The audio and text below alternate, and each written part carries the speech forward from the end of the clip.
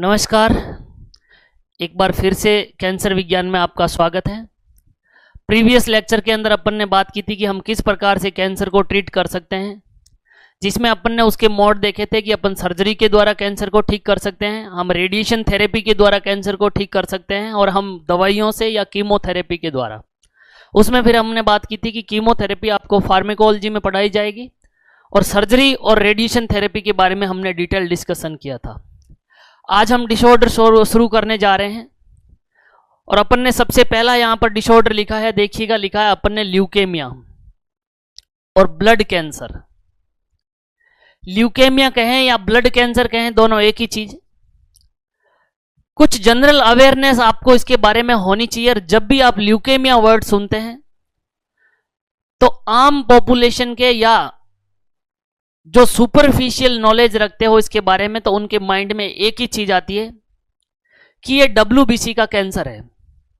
तो पहली चीज तो यहीं पर क्लियर कर लें कि ये मात्र WBC का कैंसर नहीं है, ब्लड सेल का कैंसर है, ब्लड का कैंसर है। उसमें हो सकता है ब्लड सेल RBC का कैंसर हो जाए, हो सकता है WBC का हो जाए, हो सकता है प्लेटलेट्स का हो जाए। तो पहली चीज क्लियर रखनी है कि ल्यूकेमिया जो है वो ब्लड कैंसर है और ब्लड की किसी भी सेल का हो सकता है।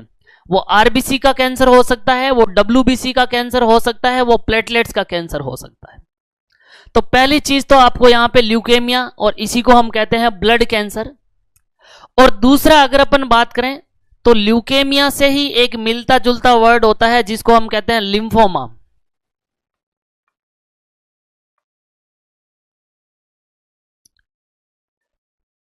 ल्यूकेमिया अलग चीज है, लिम्फोमा अलग चीज है।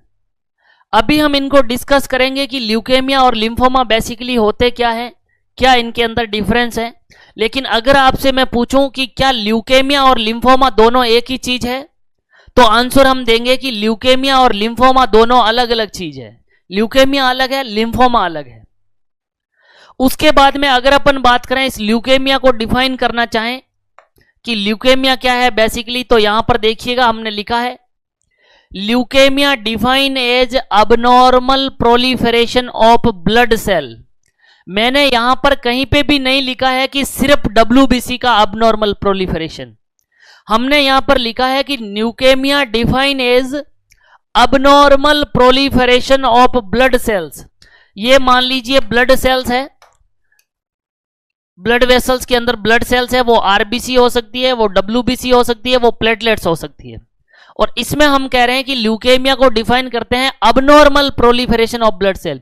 ब्लड सेल अबनॉर्मली प्रोलिफरेट होने लग जाए तो इसको हमने क्या नाम दिया है, ल्यूकेमिया नाम दिया है। क्लियर है क्या? उसके बाद में लिखा है usually as an immature stage.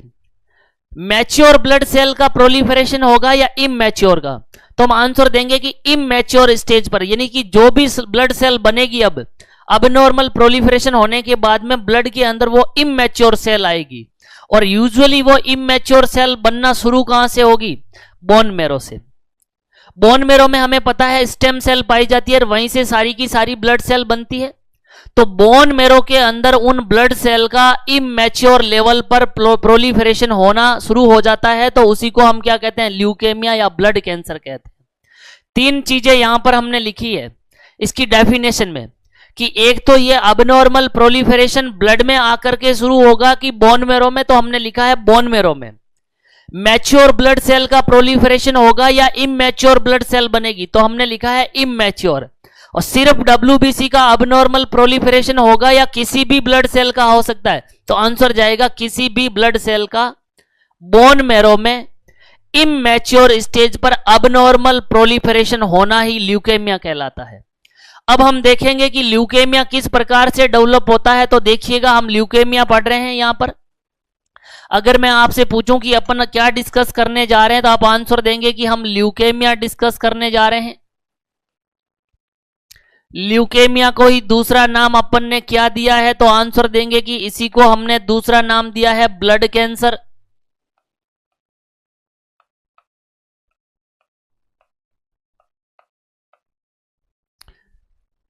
Leukaemia या ब्लड कैंसर। अगर अपन बात करें यहां पर ल्यूकेमिया की डेफिनेशन के अंदर अपन ने तीन कौन सी चीजें, तो अपन ने लिखा है कि बोन मैरो के लेवल पर, कहां पर, तो हम आंसर देंगे कि बोन मैरो के लेवल पर इमैच्योर ब्लड सेल का बनना, इमैच्योर ब्लड सेल का बनना ही क्या कहलाता है, ल्यूकेमिया। ल्यूकेमिया की डेफिनेशन में अपन ने लिखा था कि leukaemia define as abnormal proliferation of blood cell usually at immature stage in bone marrow। Bone marrow के अंदर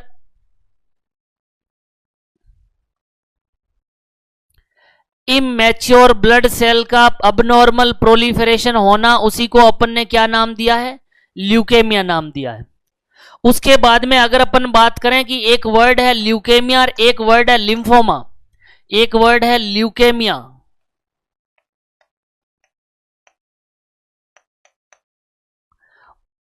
और दूसरा वर्ड है लिम्फोमा। अगर मैं आपसे पूछूं कि लिम्फोमा और ल्यूकेमिया में क्या डिफरेंस है, तो आप आंसर देंगे कि ल्यूकेमिया जो है ये है ब्लड कैंसर। ये क्या है, ब्लड कैंसर है, यानी कि इसके अंदर अबनॉर्मल इमैच्योर ब्लड सेल का प्रोलिफरेशन होने लग जाता है।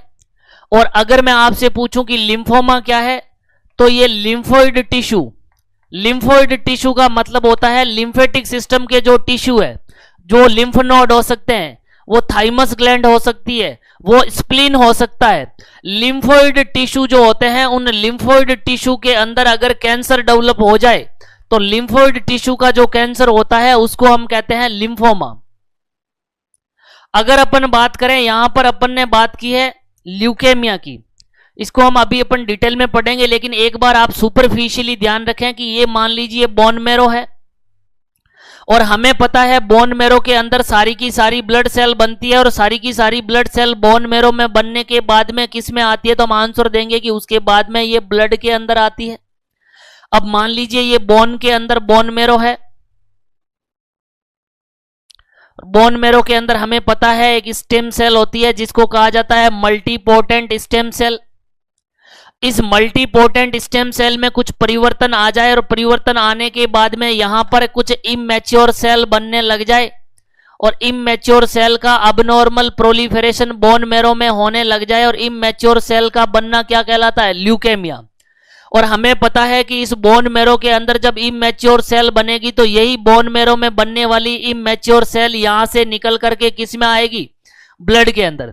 यानी कि अपन देख रहे हैं कि जब ल्यूकेमिया होता है तो उसके अंदर बोन मैरो के अंदर खूब सारी इमैच्योर ब्लड सेल बनती है और बोन मैरो से बनने वाली इमैच्योर सेल वहां से निकल करके कहां पर आ जाती है, ब्लड के अंदर आ जाती है। और इस प्रकार से ब्लड के अंदर भी इमैच्योर सेल का आ जाना, जो कि बन कहां रही है, बोन मैरो के अंदर बन रही है। इस प्रकार की बोन मैरो में बनने वाली इमैच्योर ब्लड सेल का ब्लड में आ जाना क्या कंडीशन कोज करता है, ल्यूकेमिया या ब्लड कैंसर। यानी हम कह सकते हैं ल्यूकेमिया के अंदर बोन मैरो में इमैच्योर ब्लड सेल बनती है, वो आरबीसी हो सकती है, वो डब्ल्यूबीसी हो सकती है, वो प्लेटलेट्स हो सकती है। और बोन मैरो में बनने वाली इमैच्योर सेल ही आगे जाकर के कहां आती है, ब्लड के अंदर आती है। तो ये कंडीशन कहलाती है ब्लड कैंसर या ल्यूकेमिया। और अगर मैं आपसे पूछूं कि इस ल्यूकेमिया में कौन सी दोनों चीजें अफेक्ट हो रही है, तो हम कहेंगे कि इसके अंदर बोन मैरो अफेक्टेड हो रहा है और साथ ही साथ जो ब्लड है वो अफेक्टेड हो रहा है। तो इसमें तो बोन मैरो और ब्लड का इन्वॉल्वमेंट है, इसलिए इसको अपन ने लिखा है ब्लड कैंसर और ल्यूकेमिया। मान लीजिए यही ब्लड सेल यही जो ब्लड है, ये ब्लड यहां से सर्कुलेट होता हुआ मान लीजिए किसी लिम्फोइड टिश्यू के पास में चला जाए और ये मान लीजिए स्प्लीन है।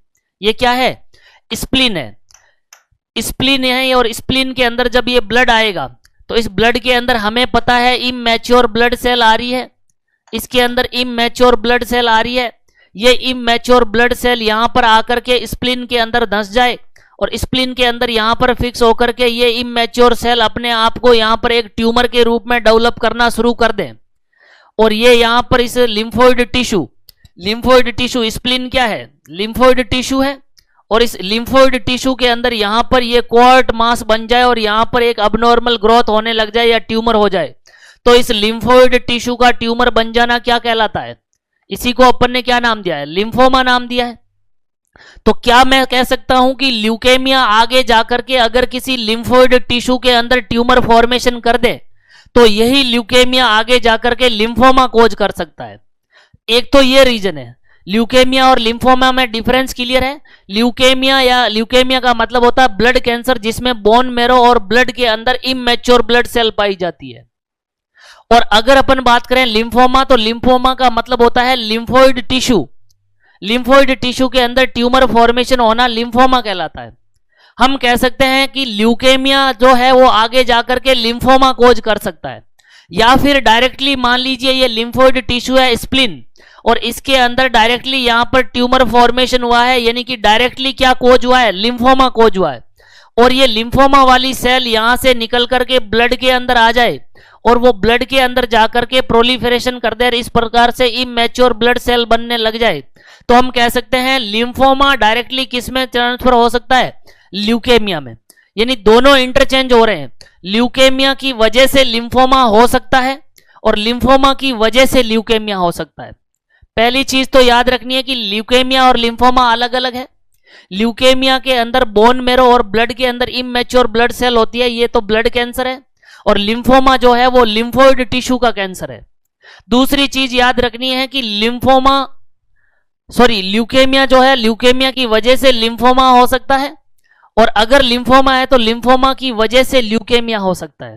यहां तक क्लियर है क्या? अब हम यहां पे पढ़ रहे हैं क्या? ल्यूकेमिया पढ़ रहे हैं। अब हम ल्यूकेमिया को समझेंगे कि कैसे ल्यूकेमिया डेवलप होता है और ल्यूकेमिया के अलग अलग कौन से टाइप होते हैं। तो देखिएगा, उसको समझने के लिए हमें हीमोपोइसिस को समझना पड़ेगा कि किस प्रकार से ब्लड सेल का फॉर्मेशन होता है। यहां पर ये एक बोन है और बोन के अंदर ये बोन मेरो है। बोन के अंदर ये क्या है? बोन मेरो है। और हमें पता है जितनी भी ब्लड सेल्स होती है वो बोन मेरो से बनती है। बोन मेरो के अंदर एक सेल होती है, यहां पर देखिएगा ये एक सेल है। इस सेल को मैं यहां पर अलग अलग कलर दे रहा हूं।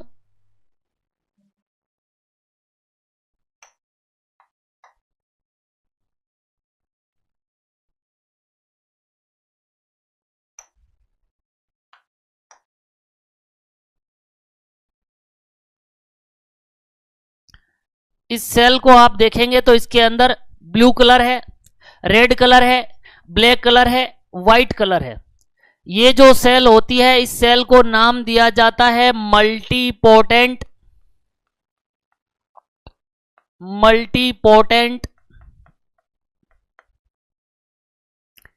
Stem cell. ये जो सेल है इसको नाम दिया जाता है मल्टीपोटेंट स्टेम सेल। जिसका पोटेंशियल ज्यादा हो उसको हम कहते हैं मल्टीपोटेंट। अब देखिएगा इसके अंदर मल्टीपोटेंट स्टेम सेल के अंदर अगर यहां पर इस बोन मेरो में जो ब्लड आ रहा है उस ब्लड के अंदर अगर इरिथ्रोपोइटिन आ रहा है तो इरिथ्रोपोइटिन यहां पर इस सेल को स्टिमुलेट करके इरिथ्रोपोइसिस या रेड ब्लड सेल का फॉर्मेशन करवाएगा।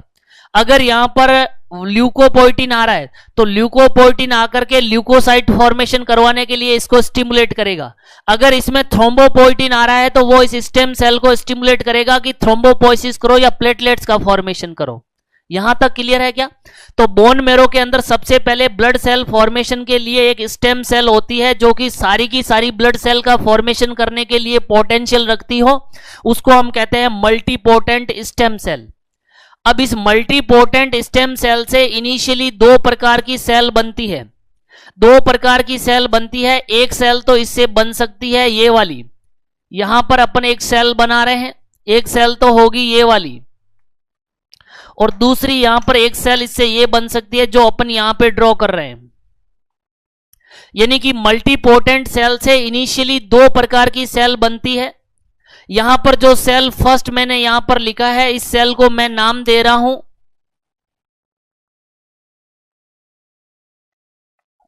Lymphoblastic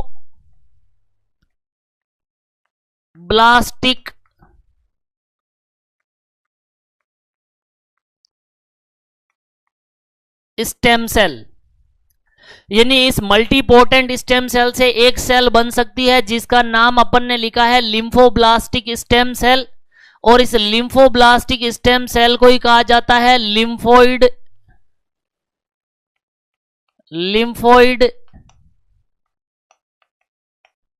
stem cell.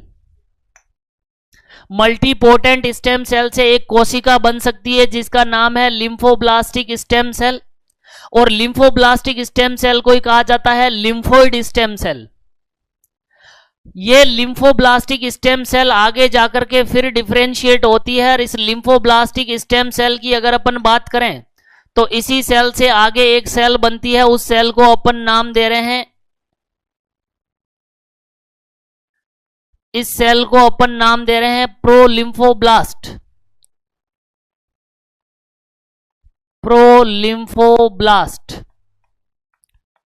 यहां पर भी ब्लास्ट वर्ड आ रहा है, यहां पर भी ब्लास्ट वर्ड आ रहा है। लिम्फोब्लास्टिक स्टेम सेल से आगे जाकर के एक सेल बनती है जिसको हमने नाम दिया है प्रोलिम्फोब्लास्ट। प्रोलिम्फोब्लास्ट से आगे जाकर के एक सेल बनती है, इसी प्रोलिम्फोब्लास्ट से बनती है, इस सेल को अपन नाम देते हैं प्रोलिम्फोसाइट।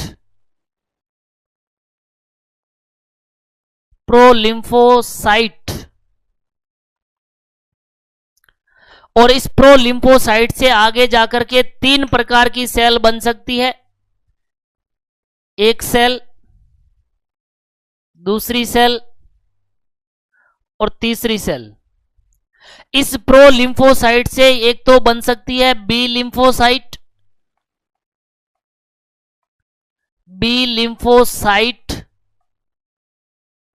एक इसी से बन सकती है टी लिम्फोसाइट, और एक इसी से सेल बनती है जिसको कहा जाता है नेचुरल किलर सेल,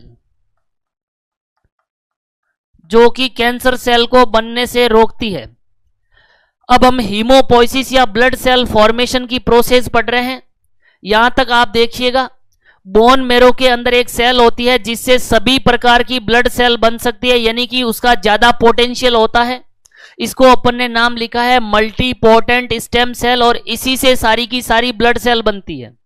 इनिशियली इससे दो प्रकार की सेल बनती है, जिसमें अपन पहली सेल का नाम दे रहे हैं लिम्फोब्लास्टिक, यहां पर ब्लास्ट वर्ड आ रहा है, lymphoblastic stem cell.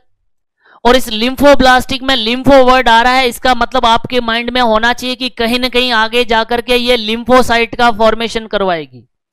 Lymphoblastic stem cell से आगे जाकर के बनती है प्रोलिम्फोब्लास्ट, और ये प्रोलिम्फोब्लास्ट फिर आगे जाकर के चेंज हो जाती है प्रोलिम्फोसाइट में। यहां तक ब्लास्ट आ रहा है वर्ड, और फिर आगे बनेगी प्रोलिम्फोसाइट। और ये प्रोलिम्फोसाइट से आगे जाकर के तीन प्रकार की सेल बन सकती है, या तो बन सकती है बी लिम्फोसाइट, या बन सकती है टी लिम्फोसाइट, या बन सकती है नेचुरल किलर सेल। अब अगर अपन बात करें तो इनके अंदर मैच्योर सेल कौन सी है, हमें पता है लिम्फोब्लास्टिक स्टेम सेल का, हमें नहीं पता है कि आगे जाकर के कौन सी सेल बनेगी, क्या काम करेगी। यानी कि अभी तक इसके बारे में सिर्फ इतना ही पता है कि ये लिम्फोब्लास्टिक स्टेम सेल है, पर इससे आगे कौन सी सेल है, कोई सी भी बन सकती है। यहां पर हम कह सकते हैं कि ये मैच्योर सेल नहीं है। उसके बाद में इससे थोड़ा सा मैच्योर प्रोलिम्फोब्लास्ट है, लेकिन अभी भी पता नहीं है कि प्रोलिम्फोब्लास्ट आगे जाकर के कौन सी सेल में परिवर्तित होगी और क्या काम करेगी। यानी कि यहां पर भी ये मैच्योर नहीं है। उससे आगे थोड़ा सा और मैच्योरेशन होगा तो बनेगी प्रोलिम्फोसाइट, लेकिन प्रोलिम्फोसाइट वाली कंडीशन में भी हम नहीं कह सकते कि इसका फंक्शन क्या होगा और ये आगे जाकर के किस सेल में परिवर्तित होगी। जैसे जैसे आगे जाकर के इस सेल का मैच्योरेशन होगा, और यही प्रोलिम्फोसाइट आगे जाकर के बनेगी बी लिम्फोसाइट, या फिर वो ये बन सकती है टी लिम्फोसाइट, या फिर ये बन सकती है नेचुरल किलर सेल।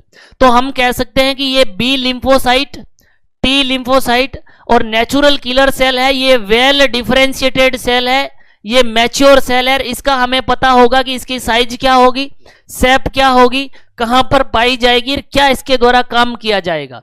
इस सेल के बारे में हम सब कुछ बता सकते हैं, यानी कि इनका फ्यूचर डिसाइड हो चुका है, और ये सेल मैच्योर या वेल डिफरेंशिएटेड सेल है। यानी कि यहां से जब बोन के अंदर से या बोन मेरो के अंदर से जब सेल का बनना शुरू हुआ, तो यूजुअली ये इमैच्योर थी, फिर इमैच्योर थी, फिर इमैच्योर थी, लास्ट में जाकर के इसका मैच्योरेशन हुआ है। यानी जैसे जैसे प्रोसेस आगे बढ़ रही है सेल मैच्योर होकर के फाइनली पता लगा कि कौन सी सेल बनी है। अब होता क्या है कि अगर इस पर्सन का किसी कार्सिनोजेनिक एजेंट के साथ एक्सपोजर हुआ हो, किसी फिजिकल कार्सिनोजन से एक्सपोजर हुआ है, किसी केमिकल से सामना हुआ हो जो कैंसर कोज कर सकते हैं, रेडिएशन एक्सपोजर हुआ हो, कोई बायोलॉजिकल फैक्टर ने प्रभावित किया हो, किसी भी प्रकार के कार्सिनोजेंस ने आकर के इसको यहां पर डिस्टर्ब कर दिया, और डिस्टर्ब करने के बाद में आप देखिएगा अगर ये डिस्टर्बेंसेज हुआ है और डिस्टर्बेंसेज होने के बाद में ये जो लिम्फोब्लास्टिक स्टेम सेल है या ये प्रो लिम्फोब्लास्ट है, इस लेवल तक अगर किसी भी प्रकार से कोई डिस्टर्बेंसेज हुआ है और ये सेल यहां पर अबनॉर्मल प्रोलिफरेट करने लग गई है और इमैच्योर इनकी ब्लड सेल बनने लग गई है, तो एक तो ये कंडीशन बहुत जल्दी हो जाएगी, सडन डेवलप होगी। और सडन डेवलप होने वाली कंडीशन के लिए हम वर्ड क्या काम में लेते हैं, एक्यूट या क्रॉनिक, तो हम आंसर देंगे कि एक्यूट। उसके बाद में किस प्रकार का है, लिम्फोसाइटिक है या लिम्फोब्लास्टिक है, तो हम आंसर देंगे कि ये तो लिम्फोब्लास्ट है, ये भी लिम्फोब्लास्ट है, तो हम इसको नाम देंगे एक्यूट लिम्फोब्लास्टिक। लिम्फोब्लास्टिक नाम दूं कि साइटिक, तो आप आंसर देंगे कि सर इसको हम नाम देंगे ब्लास्टिक, क्योंकि ब्लास्ट वाली सेल का इमैच्योर प्रोलिफरेशन हो रहा है। एक्यूट लिम्फोब्लास्टिक, और ये ब्लड सेल का कैंसर है, इसलिए इसको अपन ने क्या नाम दिया है, ब्लड कैंसर, या इसी को हमने नाम दिया है ल्यूकेमिया। इसको हम ल्यूकेमिया नाम देंगे, या इसी की शॉर्ट फॉर्म होती है ALL।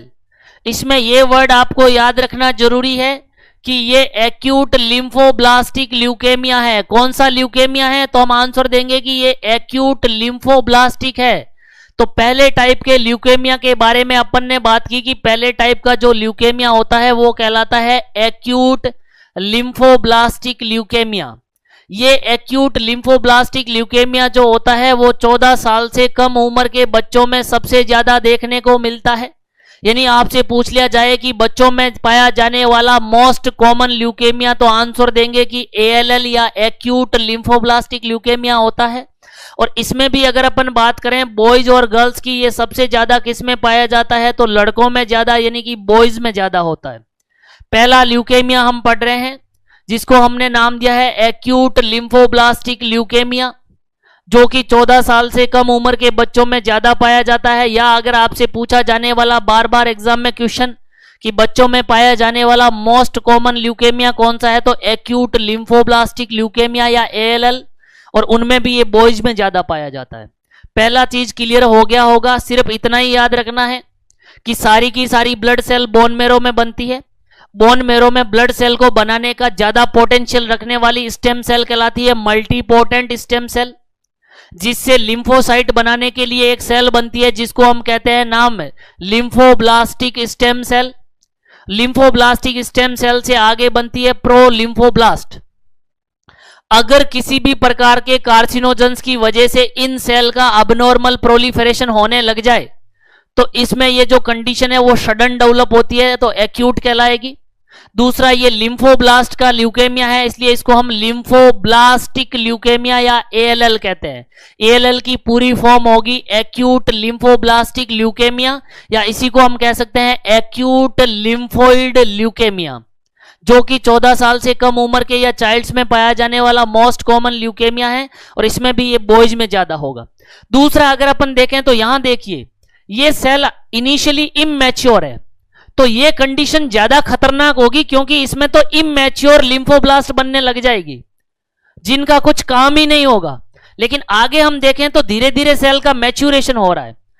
अगर मान लीजिए किसी भी कार्सिनोजेंस की वजह से वहां पर तो सेल ठीक बने, लेकिन आगे आगे जैसे ये बन रही है pro lymphocyte, B lymphocyte, T lymphocyte और नेचुरल किलर सेल, यहां पर इस लेवल पर कोई कार्सिनोजेंस आ जाए और वो आकर के सेल का अबनॉर्मल प्रोलिफरेशन करवाने लग जाए, यानी कि ये तो स्टेज थी पहली, इस स्टेज में होगा तो उसको अपन ने नाम दिया है एक्यूट लिम्फोब्लास्टिक ल्यूकेमिया।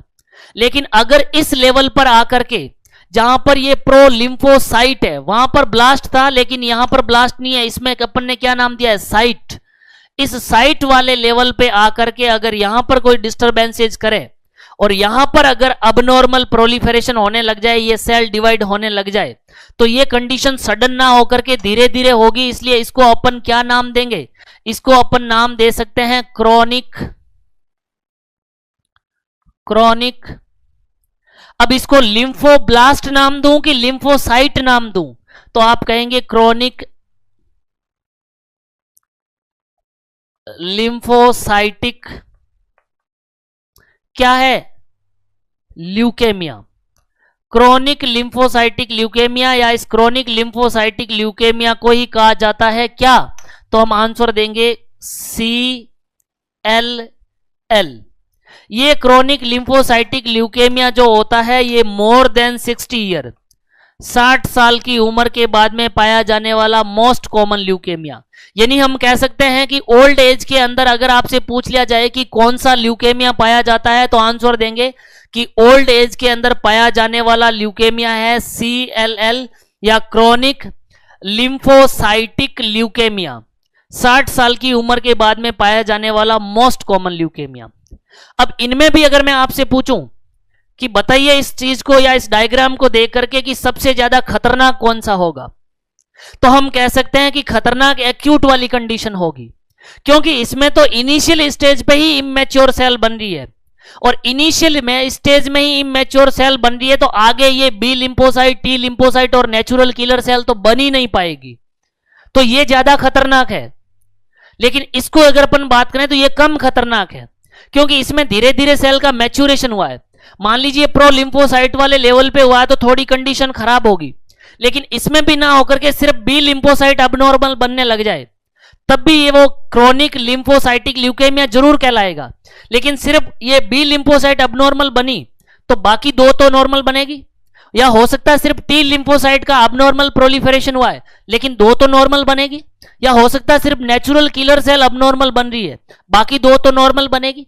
तो ये वाली कंडीशन उसके मुकाबले कम खतरनाक तो है, लेकिन अगर हम एक्यूट वाले की बात करें तो एक्यूट लिम्फोब्लास्टिक ल्यूकेमिया से क्रोनिक लिम्फोसाइटिक ल्यूकेमिया कम खतरनाक होता है। ये CLL ओल्ड एज में पाया जाने वाला मोस्ट कॉमन ल्यूकेमिया है, जबकि ALL या acute lymphoblastic leukaemia young age में पाया जाने वाला मोस्ट कॉमन ल्यूकेमिया है। यहां तक क्लियर है क्या? Very simple.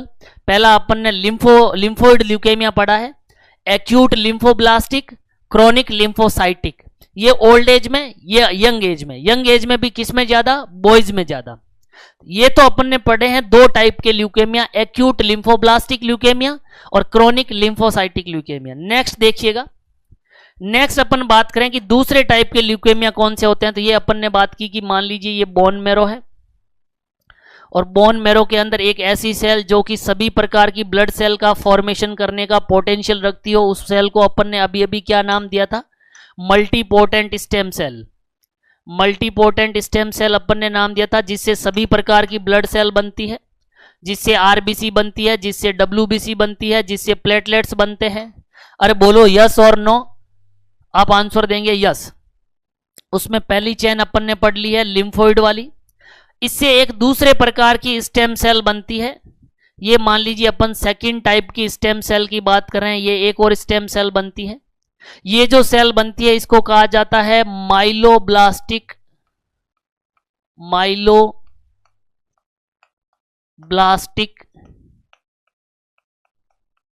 स्टेम सेल, या इसी को कहा जाता है माइलोइड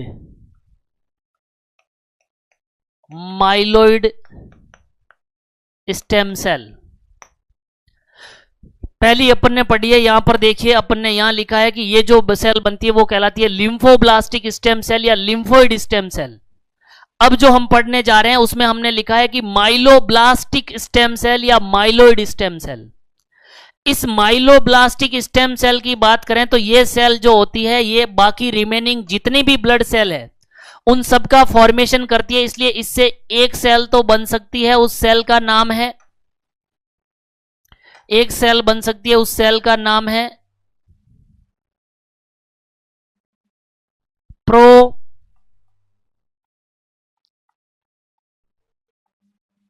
इरिथ्रोब्लास्ट,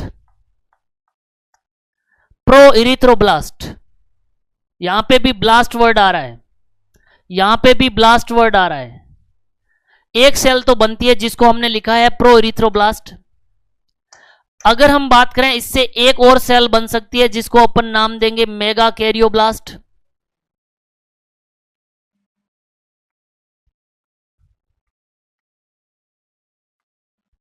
मेगा कैरियोब्लास्ट, इसमें भी ब्लास्ट वर्ड आ रहा है। एक सेल इससे बनती है जिसको अपन कहते हैं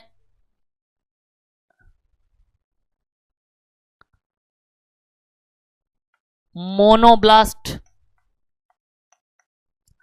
और इससे एक और सेल बन सकती है जिस सेल को अपन नाम देते हैं माइलोब्लास्ट।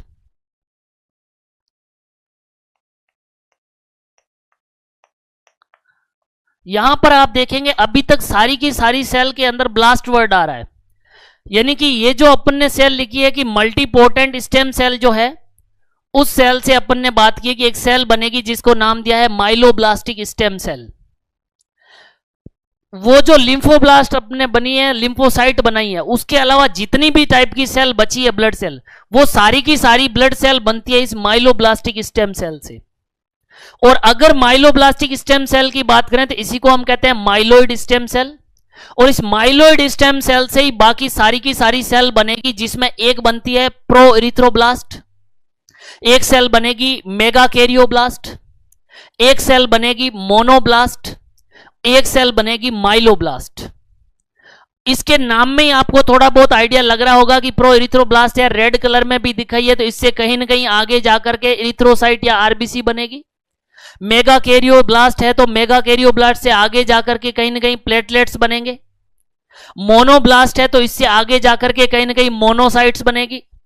और माइलोब्लास्ट जो होती है इससे आगे जाकर के इयोसिनोफिल, बेसोफिल और न्यूट्रोफिल बनेगी।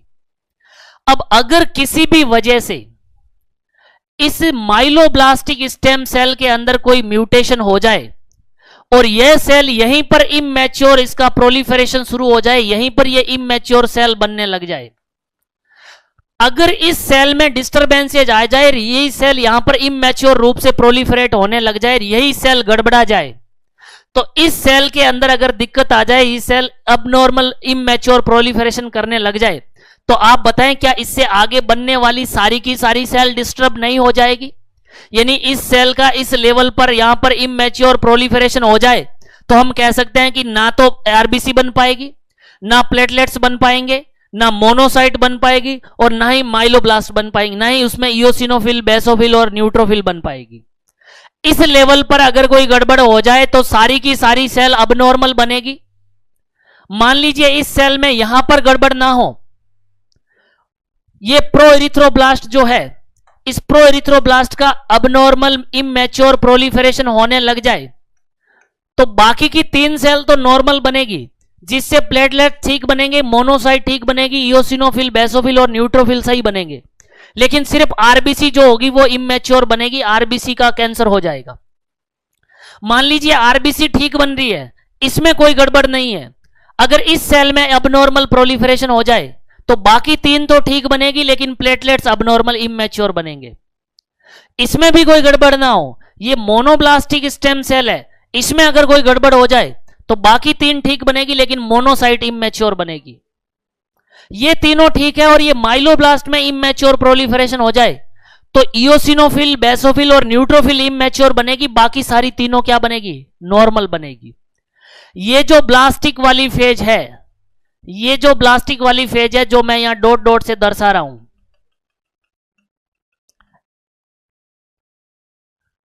अगर इस ब्लास्टिक वाली फेज में कहीं पर भी अबनॉर्मल इमैच्योर प्रोलिफरेशन होने लग जाए तो ये कंडीशन सडन डेवलप होती है। इसलिए इसके लिए एक वर्ड काम में लेते हैं, सडन हो रहा है, इसका मतलब क्या नाम दें हम? अरे आप खुद बताएंगे, एक्यूट। अब मैं इसको माइलोब्लास्ट नाम दूं कि माइलोसाइट? तो देखिए ब्लास्टिक वर्ड आ रहा है, यहां पे भी ब्लास्ट, यहां पे भी ब्लास्ट, यहां पे भी ब्लास्ट, यहां पे भी ब्लास्ट, तो मैं इसको नाम दूंगा एक्यूट माइलोब्लास्टिक, नॉट साइटिक, माइलोब्लास्टिक। क्या है? ल्यूकेमिया। एक्यूट माइलोब्लास्टिक ल्यूकेमिया, या इसी को अपन क्या नाम देते हैं, शॉर्ट फॉर्म इसको हम कहते हैं AML।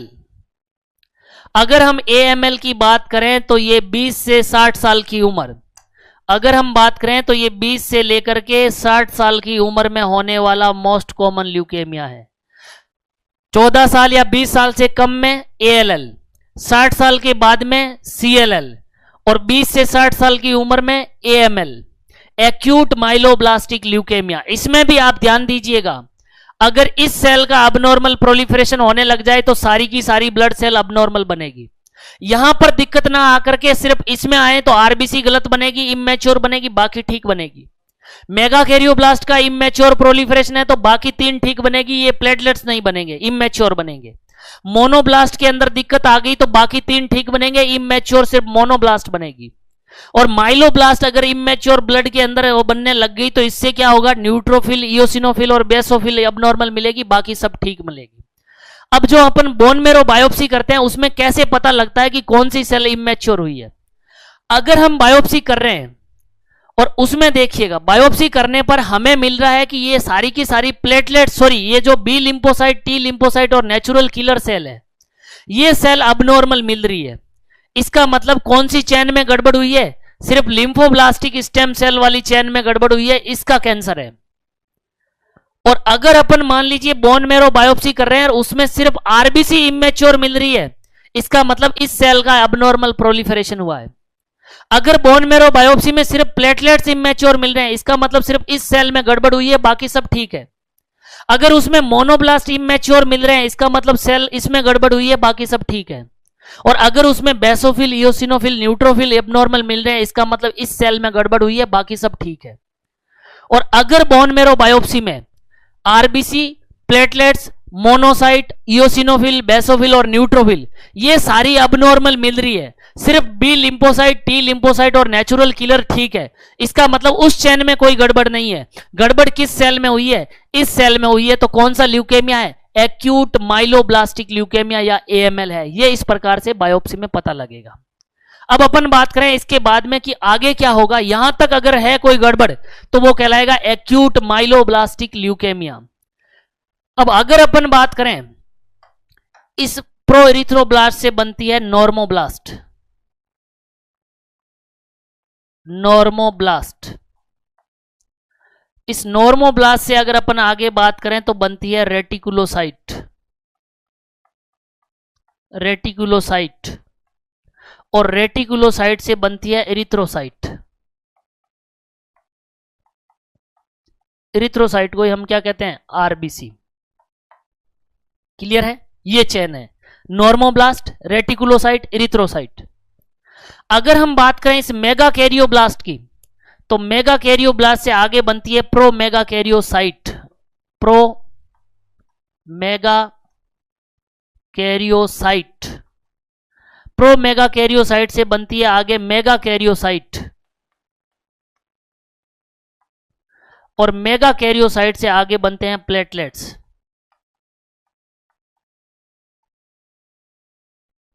प्लेटलेट्स। अगर अपन बात करें इधर मोनोब्लास्ट, मोनोब्लास्ट से बनती है प्रोमोनोसाइट,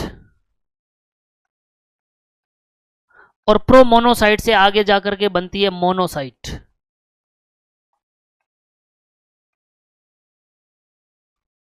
अगर अपन बात करें यहां पर माइलोब्लास्ट, माइलोब्लास्ट से बनती है इयोसिनोफिलिक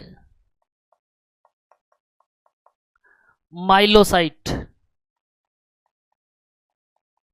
और उससे आगे बनती है यहां पे लिख रहा हूं, इसका मतलब इयोसिनोफिल। इससे बनती है बेसोफिलिक माइलोसाइट, और यहां पर बी लिखा हुआ, इसका मतलब बेसोफिल। इससे बनती है न्यूट्रोफिलिक माइलोसाइट, और उससे आगे बनती है neutrophil. N means neutrophil, B means basophil, E means eosinophil. देखिएगा एक बार वापस से, प्रो इरिथ्रोब्लास्ट से बनती है नॉर्मोब्लास्ट, नॉर्मोब्लास्ट से रेटिकुलोसाइट, रेटिकुलोसाइट से इरिथ्रोसाइट। मेगा कैरियोब्लास्ट से बनेगी pro mega karyocyte, pro mega karyocyte से मेगा कैरियोसाइट, मेगा कैरियोसाइट से प्लेटलेट्स। मोनोब्लास्ट से बनेगी प्रो मोनोसाइट और प्रो मोनोसाइट से मोनोसाइट। माइलोब्लास्ट से बनेगी इओसिनोफिलिक माइलोसाइट और इओसिनोफिल। बेसोफिलिक माइलोसाइट और बेसोफिल। न्यूट्रोफिलिक माइलोसाइट और न्यूट्रोफिल। अब अगर अपन बात करें कि इस वॉल चेन में, इस पूरी की पूरी श्रृंखला के अंदर वहां पर दिक्कत ना हो करके इस लेवल पर अगर कोई प्रॉब्लम आए और इस नीचे की जो स्टेज है, इस स्टेज में अगर कहीं पर भी कोई प्रॉब्लम आए और उससे अगर कोई अबनॉर्मल इमैच्योर सेल बनने लग जाए,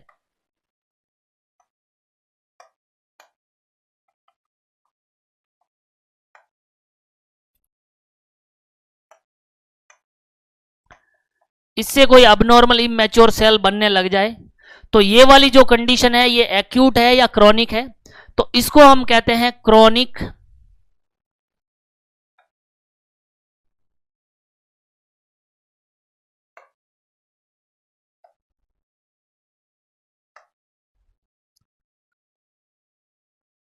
सॉरी 1 मिनट प्लीज।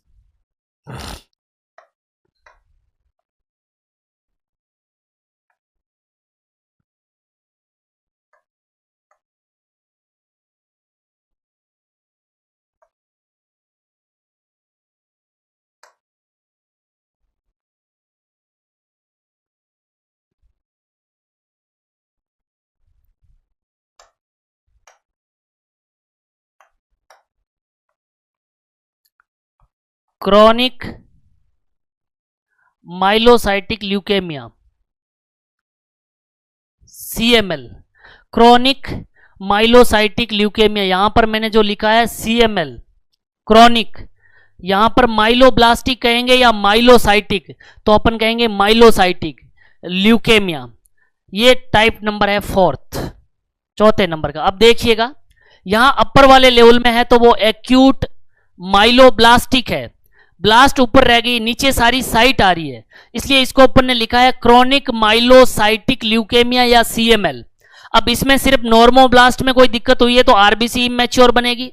इसमें अगर प्रो मेगा कैरियोसाइट में दिक्कत हुई है तो प्लेटलेट्स एबनॉर्मल बनेंगे। प्रो मोनोसाइट की प्रॉब्लम है तो मोनोसाइट अबनॉर्मल मिलेंगी। इओसिनिक माइलोसाइट में दिक्कत है तो इओसिनोफिल अबनॉर्मल मिलेगी। बेसोफिलिक माइलोसाइट में दिक्कत है तो बेसोफिल अबनॉर्मल मिलेगी। न्यूट्रोफिलिक माइलोब्लासाइट में अगर कोई दिक्कत है तो न्यूट्रोफिल अबनॉर्मल मिलेगी। लेकिन ये वाली जो कंडीशन है इसमें हम कह सकते हैं धीरे धीरे सेल मैच्योर होती जा रही है, और इस लेवल पे अगर कोई दिक्कत हुई है तो इसमें पहली बात तो जिस चेन की सेल में प्रॉब्लम होगी सिर्फ वही अबनॉर्मल मिलेगी, बाकी सारी नॉर्मल मिलेगी। और इस कंडीशन की बात करें तो इस एक्यूट वाली से ये कम खतरनाक होगी। ये जो अपन बात कर रहे हैं क्रॉनिक माइलोसाइटिक ल्यूकेमिया, ये रेयर कंडीशन में होता है। लेकिन अभी तक जो अपन ने 2 चेन पढ़ी है, इस वाली चेन में हमने देखा है कि लिम्फोसाइट अबनॉर्मल बनती है और उसके 2 ल्यूकेमिया है, एक्यूट लिम्फोब्लास्टिक ल्यूकेमिया जिसको अपन ने यहां पर लिखा है, दूसरा है क्रॉनिक लिम्फोसाइटिक ल्यूकेमिया। और दूसरी चेन में अपन ने देखा है कि इसमें है एक्यूट माइलोब्लास्टिक ल्यूकेमिया, और सेकंड अपन ने चौथे नंबर का क्रॉनिक माइलोसाइटिक ल्यूकेमिया। इन चारों ल्यूकेमिया के अंदर अपन देखें तो सारी की सारी ब्लड सेल अबनॉर्मल बन सकती है। वो प्लेटलेट्स भी अबनॉर्मल बन सकते हैं, वो लिम्फोसाइट भी अबनॉर्मल बन सकती है, वो आरबीसी भी अबनॉर्मल बन सकती है, मोनोसाइट भी अबनॉर्मल बन सकती है, इओसिनोफिल, बेसोफिल और न्यूट्रोफिल भी अबनॉर्मल बन सकती है। अगर अब मैं आपसे पूछूं कि जो ल्यूकेमिया है वो ल्यूकेमिया सिर्फ किसी एक पर्टिकुलर चीज या डब्ल्यूबीसी का है, ब्लड कैंसर, या सारी की सारी ब्लड सेल का, तो ये चीज आपके माइंड से अब निकाल लेना। अगर आपसे पूछे कि ल्यूकेमिया क्या होता है तो आप आंसर देंगे कि अगर हम ल्यूकेमिया की बात करें तो ये ब्लड सेल का कैंसर है जिसमें सिर्फ और सिर्फ व्हाइट ब्लड सेल ही प्रभावित नहीं होती है, अपितु उसके अंदर सारी की सारी जो ब्लड सेल है उनका अबनॉर्मल इमैच्योर प्रोलिफरेशन हो सकता है बोन मैरो लेवल पे। फिर अपन ने ल्यूकेमिया को डिफाइन किया है तो देखिएगा अपन ने लिखा है डेफिनेशन के अंदर, leukaemia define as abnormal proliferation of blood cell और ब्लड सेल का अबनॉर्मल प्रोलिफरेशन मैच्योर स्टेज पे या इमैच्योर स्टेज पे, इमैच्योर स्टेज पे प्रोलिफरेट होना, और वो भी कहां पे होना, तो अपन ने बात की है बोन मैरो में, क्योंकि सारी की सारी ब्लड सेल का फॉर्मेशन कहां होता है, बोन मैरो में। तो हम सिंपल कहेंगे इसको कि ल्यूकेमिया बोन मैरो के अंदर ब्लड सेल का अबनॉर्मल इमैच्योर प्रोलिफरेशन होना ल्यूकेमिया कहलाता है। ल्यूकेमिया को ही हम ब्लड कैंसर कहते हैं। उसके बाद में अपन ने बात की कि ल्यूकेमिया को अगर हम समझने की कोशिश करें कि ल्यूकेमिया बेसिकली होता क्या है, तो अपन ने यहां पर हीमोपोइसिस की बात की है इसको समझने के लिए। और उससे पहले अपन ने एक चीज डिस्कस की है कि ल्यूकेमिया और लिम्फोमा दोनों अलग चीज है। ल्यूकेमिया जिसको ब्लड कैंसर कहते हैं, जिसमें बोन मैरो और ब्लड इन्वॉल्व होता है, पेरिफेरल ब्लड और बोन मैरो, जिसमें इमैच्योर ब्लड सेल पाई जाती है। ल्यूकेमिया आगे जाकर के किसी लिम्फोइड ऑर्गन को इन्वॉल्व कर ले तो वो लिम्फोमा में कन्वर्ट हो सकता है, यानी कि ल्यूकेमिया लिम्फोमा कोज कर सकता है। और लिम्फोमा का मतलब होता है लिम्फोइड टिश्यू का कैंसर या लिम्फोइड ऑर्गन के अंदर कैंसर होना लिम्फोमा कहलाता है। और लिम्फोमा आगे जाकर के ल्यूकेमिया कोज कर सकता है, यानी ल्यूकेमिया से लिम्फोमा हो सकता है और लिम्फोमा से ल्यूकेमिया हो सकता है। उसके बाद में अपन ने बात की कि ल्यूकेमिया के टाइप को अगर समझें तो अपन ने बात की कि मल्टीपोटेंट स्टेम सेल होती है बोन मैरो में, जिससे सभी प्रकार की ब्लड सेल बनती है। और ये जो मल्टीपोटेंट स्टेम सेल होती है, इससे एक सेल बनती है जिसका नाम है lymphoblastic stem cell. Lymphoblastic stem cell से आगे बनती है प्रोलिम्फोब्लास्ट। अगर इस लेवल पर कोई सेल अबनॉर्मल इमैच्योर प्रोलिफरेशन करने लग जाए तो कहलाता है एक्यूट लिम्फोब्लास्टिक ल्यूकेमिया या एएलएल, जो कि 14 साल के कम उम्र के बच्चों में पाया जाने वाला मोस्ट कॉमन ल्यूकेमिया है। उसके अंदर भी ये ज्यादा किसमें देखने को मिलता है, तो हम आंसर देंगे बॉयज के अंदर ज्यादा देखने को मिलता है। उसके बाद में इससे बनती है प्रो लिम्फोसाइट, जिससे बी लिम्फोसाइट, टी लिम्फोसाइट और नेचुरल किलर सेल बनती है। इस लेवल पर अगर सेल का अबनॉर्मल इमैच्योर प्रोलिफरेशन होने लग जाए तो कंडीशन कहलाती है क्रोनिक लिम्फोसाइटिक ल्यूकेमिया या सीएलएल। 60 साल की उम्र के बाद में यानी कि ओल्ड एज में पाया जाने वाला मोस्ट कॉमन ल्यूकेमिया है सीएलएल। उसके बाद में अपन ने बात की कि दूसरी जो मल्टीपोटेंट स्टेम सेल होती है उससे आरबीसी, प्लेटलेट्स, मोनोब्लास्ट और इओसिनोफिल, न्यूट्रोफिल और बेसोफिल, इन सारी सेल को बनाने के लिए एक सेल बनती है जिसका नाम है माइलोब्लास्टिक स्टेम सेल। माइलोब्लास्टिक स्टेम सेल से 4 सेल बनती है, एक बनती है प्रो एरिथ्रोब्लास्ट, मेगाकैरियोब्लास्ट, मोनोब्लास्ट और माइलोब्लास्ट। अगर इस लेवल तक यहां पर कोई भी दिक्कत हो जाए, इनमें से कोई भी सेल अबनॉर्मल इमैच्योर प्रोलिफरेशन शुरू कर दे, तो यहां पर जो कंडीशन डेवलप होती है उसको हमने एक्यूट माइलोब्लास्टिक ल्यूकेमिया या एएमएल नाम दिया है, जो कि 20 से 60 साल की उम्र में ज्यादा पाया जाता है। इसमें भी इस सेल का अबनॉर्मल इमैच्योर प्रोलिफरेशन होगा तो सारी ब्लड सेल अबनॉर्मल बनेगी। ये सेल प्रभावित ना होकर के सिर्फ ये प्रभावित हुई है तो आरबीसी अबनॉर्मल बनेगी। मेगाकैरियोब्लास्ट प्रभावित हुई है तो सिर्फ प्लेटलेट्स अबनॉर्मल बनेंगे। सिर्फ मोनोब्लास्ट प्रभावित हुई है तो मोनोसाइट अबनॉर्मल मिलेगी। और माइलोब्लास्ट प्रभावित हुई है तो इओसिनोफिल, बेसोफिल और न्यूट्रोफिल अबनॉर्मल मिलेगी। उसके बाद में अपन ने बात की कि प्रो एरिथ्रोब्लास्ट से बनती है नॉर्मोब्लास्ट, रेटिकुलोसाइट और एरिथ्रोसाइट। यहां पर अगर कोई दिक्कत हो जाए तो कंडीशन कहलाएगी क्रोनिक माइलोसाइटिक ल्यूकेमिया। मेगाकैरियोब्लास्ट से बनेगी प्रो मेगाकैरियोसाइट, मेगाकैरियोसाइट और प्लेटलेट्स। यहां पर कोई दिक्कत हो जाए तो भी कंडीशन कहलाएगी क्रोनिक माइलोसाइटिक ल्यूकेमिया। मोनोब्लास्ट से बनेगी प्रो मोनोसाइट और मोनोसाइट। यहां पे भी कोई दिक्कत हो जाए तो कंडीशन कहलाएगी क्रोनिक माइलोसाइटिक ल्यूकेमिया। और इससे इओसिनोफिलिक माइलोसाइट, जिससे इओसिनोफिल, बेसोफिलिक माइलोसाइट जिससे बेसोफिल, न्यूट्रोफिलिक माइलोसाइट जिससे न्यूट्रोफिल। यहां पे भी कोई दिक्कत हो जाए तो कंडीशन कहलाएगी chronic myelocytic leukaemia. Acute myeloblastic leukaemia, chronic myelocytic leukaemia. Acute lymphoblastic leukaemia, chronic lymphocytic leukaemia. Acute जहां जहां होगा वहां पे एक तो होगा माइलोब्लास्ट, एक होगा लिम्फोब्लास्ट। क्रोनिक जहां जहां होगा वहां पर होगा एक तो माइलोसाइट, एक होगा लिम्फोसाइट। क्लियर है यहां तक? उसके बाद में देखिएगा दोस्तों, अपन नेक्स्ट डिस्कस कर रहे हैं।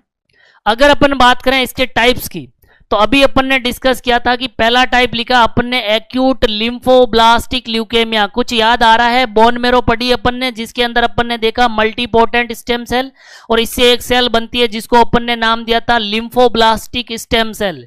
इसमें अबनॉर्मल प्रोलिफरेशन हो जाना क्या कहलाएगा? एक्यूट लिम्फोब्लास्टिक ल्यूकेमिया या ALL, जिसको अपन ने लिखा था कि 14 साल की कम उम्र के बच्चों में होने वाला मोस्ट कॉमन ल्यूकेमिया है। मोस्ट कॉमन ल्यूकेमिया किसके अंदर? बच्चों के अंदर। याद रखिएगा, बच्चों में होने वाला most common leukaemia acute lymphoblastic leukaemia कहलाता है। और यहां पे भी बात करें तो ये बॉयज के अंदर ज्यादा होता है एज कंपेयर टू गर्ल्स। दूसरा है क्रोनिक लिम्फोसाइटिक ल्यूकेमिया। ये सेल आगे जाकर के प्रो लिम्फोसाइट से बी लिम्फोसाइट, टी लिम्फोसाइट और नेचुरल किलर, इस चेन में कोई गड़बड़ हो जाए तो अपन ने नाम दिया था क्रोनिक लिम्फोसाइटिक ल्यूकेमिया। और हमने लिखा था कि 60 साल से ज्यादा उम्र के या ओल्ड एज के पर्सन में होने वाला मोस्ट कॉमन ल्यूकेमिया है क्रोनिक लिम्फोसाइटिक ल्यूकेमिया। दोनों क्लियर? उसके बाद में अगर अपन नेक्स्ट बात करें तो इसका टाइप तीसरा देखिए। इसमें अगर अपन बात करें तो अपन ने लिखा है एक्यूट माइलोब्लास्टिक ल्यूकेमिया, जो सेकंड चेन अपन ने पढ़ी, जिससे कि RBC, platelets, monoblast, eosinophil, basophil और न्यूट्रोफिल बनती हो। उसमें ऊपर ही ऊपर दिक्कत हो जाए उसके अंदर माइलोब्लास्टिक स्टेम सेल में, तो कहलाएगा एक्यूट माइलोब्लास्टिक ल्यूकेमिया, जिसको अपन ने लिखा था कि 20 से 60 साल की उम्र में पाया जाने वाला मोस्ट कॉमन ल्यूकेमिया है AML। और उसके बाद में अपन ने जो सेकंड पढ़ा था जिसमें मेगाकैरियोसाइट, नॉर्मोब्लास्ट और जिससे आगे जाकर के रेटिकुलोसाइट और उसमें एरिथ्रोसाइट बनेगी, प्रोमोनोब्लास्ट साइट और मोनोसाइट बनेगी, इओसिनोफिल, बेसोफिल और न्यूट्रोफिल बनेगी। उस चेन में कोई दिक्कत हो जाए वहां पर ल्यूकेमिया जो होता है उसको अपन ने लिखा है क्रोनिक माइलोसाइटिक ल्यूकेमिया या CML। तो 4 टाइप के ल्यूकेमिया अपन ने यहां पर डिस्कस किए हैं, चारों टाइप अपन ने देख लिए। उसके बाद में अगर अपन नेक्स्ट बात करें तो देखिएगा ल्यूकेमिया के अंदर अगर हम बात करें इसके रिस्क फैक्टर कि ल्यूकेमिया होने के चांस क्यों बढ़ जाते हैं, तो वैसे तो अपन ने जितने भी कार्सिनोजेंस पढ़े हैं, चाहे वो एंडोजीनस हो एक्सोजीनस हो, दोनों प्रकार के कार्सिनोजेंस जो है वो ल्यूकेमिया के लिए रेस्पॉन्सिबल। फिर भी यहां पे अपन ने लिखा है कि जेनेटिक फैक्टर या हेरिडिटी जो होती है उसकी वजह से हो सकता है। और ऐसे बच्चे जिनमें डाउन सिंड्रोम होता है, डाउन सिंड्रोम वाले बच्चों के अंदर ल्यूकेमिया की भी रिस्क क्या होती है? ज्यादा होती है। अगर कीमोथेरेपी से किसी का एक्सपोजर हुआ है, कोई ऑनको वार्ड में काम कर रहा है, तो उनके अंदर भी ल्यूकेमिया के चांसेस ज्यादा होते हैं। एक्सपोजर अगर अपन क्या कह रहे हैं, केमिकल कार्सिनोजेंस के साथ एक्सपोजर हो रहा है, बेंजोपायरिन के साथ,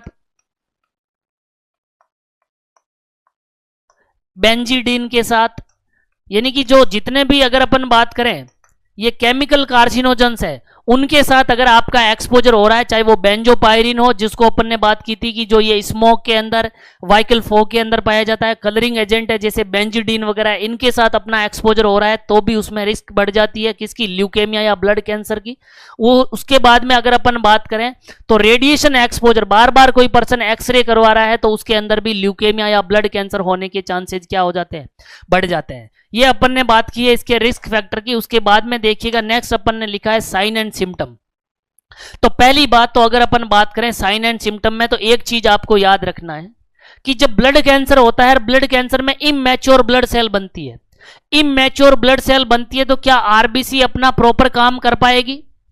अगर इमैच्योर ब्लड सेल बन रही है तो क्या डब्ल्यूबीसी नॉर्मल ब्लड में पाई जाएगी या क्या अपना प्रॉपर काम कर पाएगी?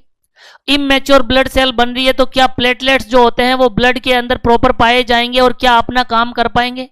हम कह सकते हैं कि जो ल्यूकेमिया होता है उसके अंदर ब्लड में इमैच्योर आरबीसी हो सकती है, इमैच्योर डब्ल्यूबीसी हो सकती है और इमैच्योर प्लेटलेट्स होते हैं। और अगर ये सारी की सारी आरबीसी, डब्ल्यूबीसी और प्लेटलेट्स ब्लड में इमैच्योर होंगे तो इनका क्या नॉर्मल लेवल होगा? नहीं होगा। नहीं होगा तो हम कह सकते हैं आरबीसी की कमी की वजह से एनीमिया हो सकता है, डब्ल्यूबीसी की कमी की वजह से ल्यूकोपीनिया हो सकता है और प्लेटलेट्स की कमी की वजह से थ्रोम्बोसाइटोपिनिया हो सकता है। अगर अपन बात करें साइन एंड सिम्टम में तो उसके अंदर एनोरेक्सिया या भूख के अंदर कमी होगी। वो क्यों होगी? इतने सारे साइन एंड सिम्टम होंगे तो भूख में कमी होना लाजमी है। एनोरेक्सिया और भूख में कमी होगी, खाना नहीं खाएगा तो वजन बढ़ेगा कि वजन कम होगा? वजन कम हो जाएगा। अगर खाना नहीं लेगा तो एनर्जी कम होगा लेवल, और एनर्जी लेवल कम होने से पर्सन के अंदर क्या रहेगा? वीकनेस। एनोरेक्सिया, वेट लॉस और वीकनेस देखने को मिलेगी। उसके अंदर आरबीसी का लेवल कम होने से एचबी भी कम हो जाएगा, डिक्रीज एचबी लेवल या एनीमिक देखेगा। अगर एनीमिया डेवलप हो गया तो वो उसके अंदर कंडीशन कौन सी डेवलप हो जाएगी? पेलोर वाली। और साथ ही साथ उसके अंदर काम करने की ताकत अब कम बच जाएगी, तो वो फटीग होगा, थकान जल्दी होगी। तो यहां अपन ने बात की है साइन एंड सिम्टम में एनोरेक्सिया या भूख में कमी हो जाएगी, वेट लॉस हो जाएगा, वीकनेस या कमजोरी मिलेगी, एनीमिया हो जाएगा, एचबी लेवल कम हो जाएगा इमैच्योर आरबीसी की वजह से, इसकी वजह से पेलोर हो जाएगा, कंजक्टिवा को देखोगे तो हल्का पीलापन देखने को मिलेगा, थकान जल्दी होगी जिसको अपन ने लिखा है फटीग हो जाना। उसके बाद में नेक्स्ट अगर अपन बात करें कि और कौन से साइन एंड सिम्टम होंगे, एनीमिक होगा तो शॉर्टनेस ऑफ ब्रीथ या एक्सर्शनल डिस्पनिया देखने को मिलेगा, उसके अंदर जल्दी उसके अंदर क्या हो जाएगा, शॉर्टनेस ऑफ ब्रीथ होगा और हैवी वर्क नहीं कर पाएगा। उसके साथ ही साथ अगर अपन बात करें इमैच्योर प्लेटलेट्स हो जाना या प्लेटलेट्स की ब्लड के अंदर कमी हो जाना, क्या कहलाएगा, थ्रोम्बोसाइटोपिनिया।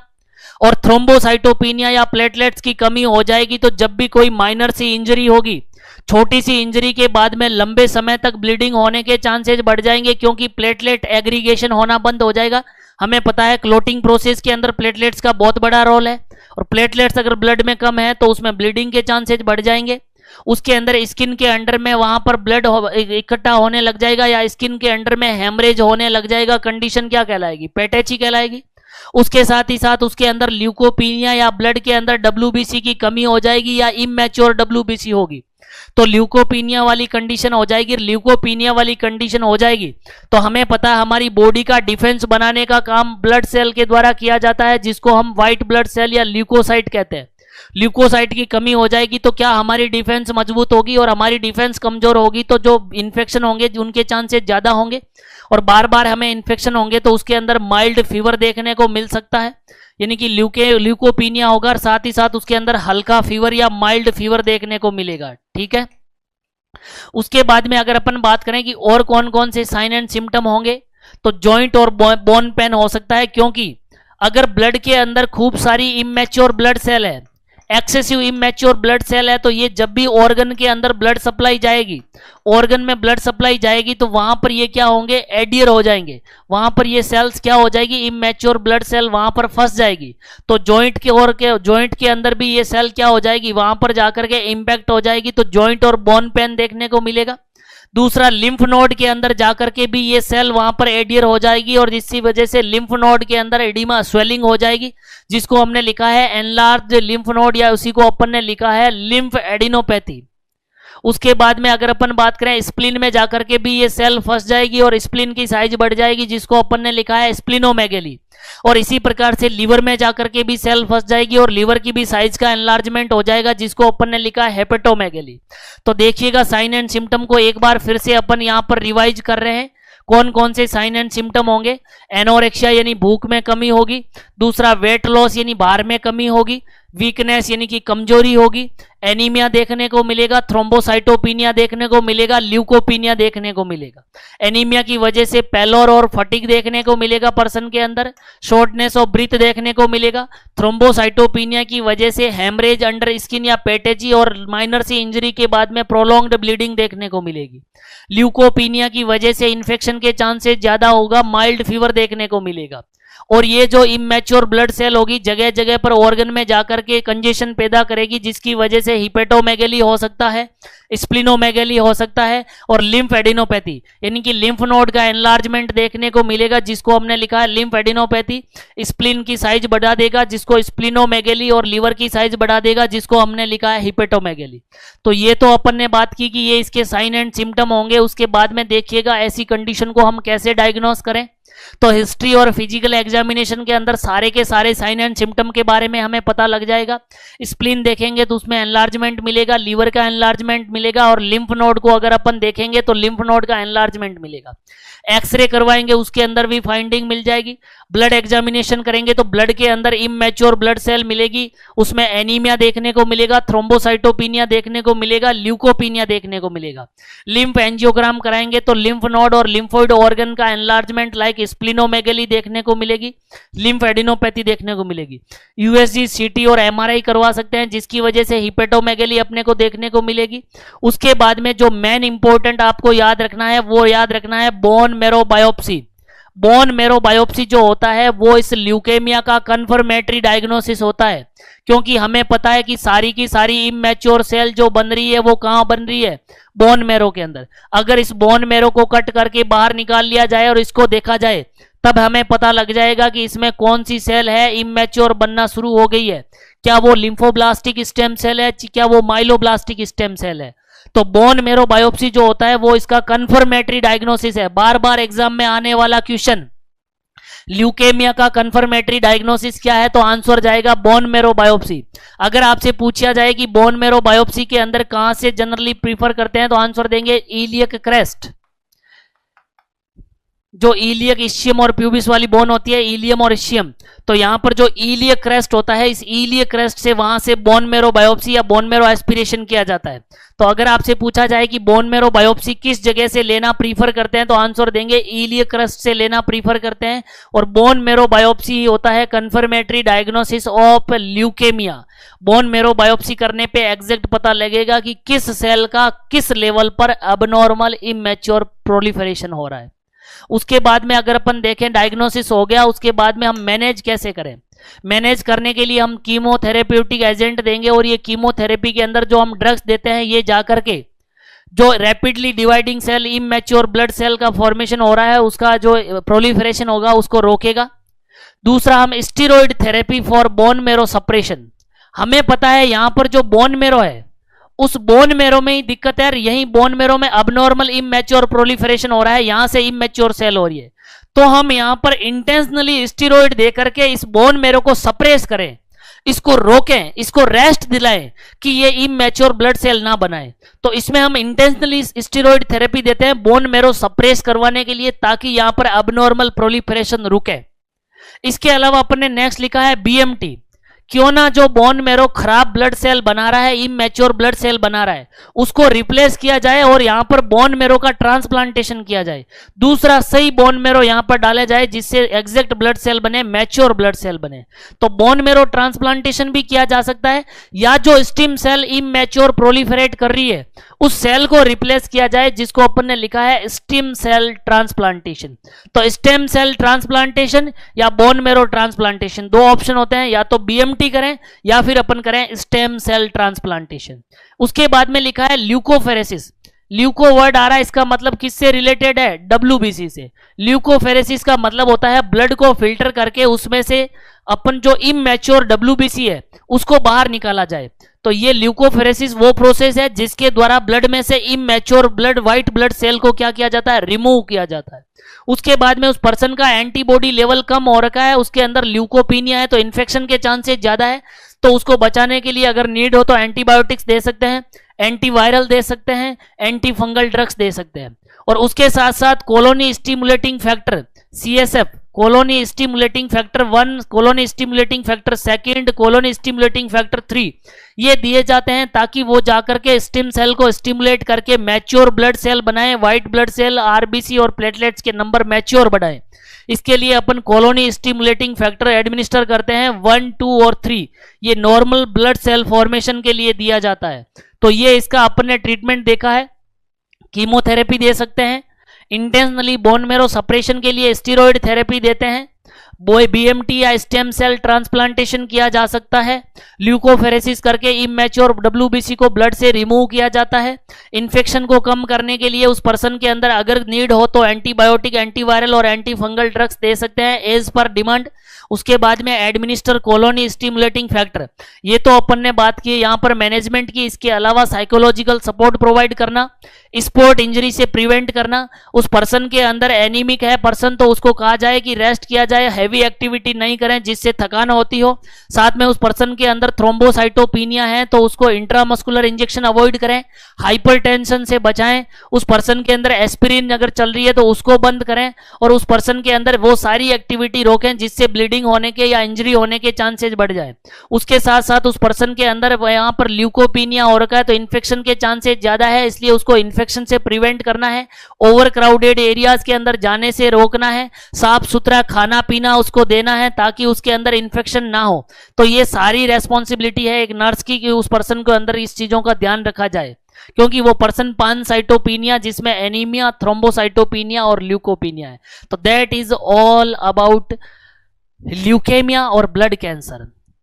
ल्यूकेमिया की जब भी बात आती है आपको समझना है, ल्यूकेमिया जिसको हम ब्लड कैंसर कहते हैं, ये सिर्फ डब्ल्यूबीसी का नहीं है, ये आरबीसी, डब्ल्यूबीसी और प्लेटलेट सबका हो सकता है। डेफिनेशन में अपन ने बात की थी कि leukaemia define as abnormal immature proliferation of blood cell usually at bone marrow level। Bone marrow के अंदर immature abnormal blood cell का फॉर्मेशन होना ल्यूकेमिया कहलाता है। ल्यूकेमिया 4 प्रकार के होते हैं। एक्यूट लिम्फोब्लास्टिक ल्यूकेमिया जो कि 14 साल की उम्र से कम बच्चों में ज्यादा देखने को मिलता है, या बच्चों का मोस्ट कॉमन ल्यूकेमिया है, उसमें भी बॉयज में ज्यादा। क्रोनिक लिम्फोसाइटिक ल्यूकेमिया जो कि 60 साल की उम्र के बाद में ज्यादा देखने को मिलता है। एक्यूट माइलोब्लास्टिक ल्यूकेमिया जो कि 20 से 60 साल की उम्र में ज्यादा देखने को मिलता है। और क्रोनिक माइलोसाइटिक ल्यूकेमिया। 4 प्रकार के ल्यूकेमिया होते हैं जिनके बारे में अपन ने डिटेल में पढ़ा है। ल्यूकेमिया ब्लड कैंसर है जिसमें बोन मेरो और पेरिफेरल ब्लड इन्वॉल्व होता है, जबकि लिम्फोमा जो होता है वो लिम्फोइड टिश्यू का कैंसर है। ल्यूकेमिया से लिम्फोमा हो सकता है, लिम्फोमा से ल्यूकेमिया हो सकता है। फिर अपन ने इसके रिस्क फैक्टर, इसके साइन एंड सिम्टम, इसका डायग्नोसिस में इंपॉर्टेंट इसका कंफर्मेटरी डायग्नोसिस जिसमें हमने बात की बोन मेरो बायोप्सी, और आफ्टर ऑल अपन ने इसके मैनेजमेंट की बात की कि किस प्रकार से हम ल्यूकेमिया को मैनेज कर सकते हैं। उम्मीद करता हूं कि जितना भी अपन ने इसमें डिस्कस किया है आपको समझ में आया होगा। आज के लिए इतना ही, बाकी हम नेक्स्ट क्लास में डिस्कस करेंगे। Thank you so much.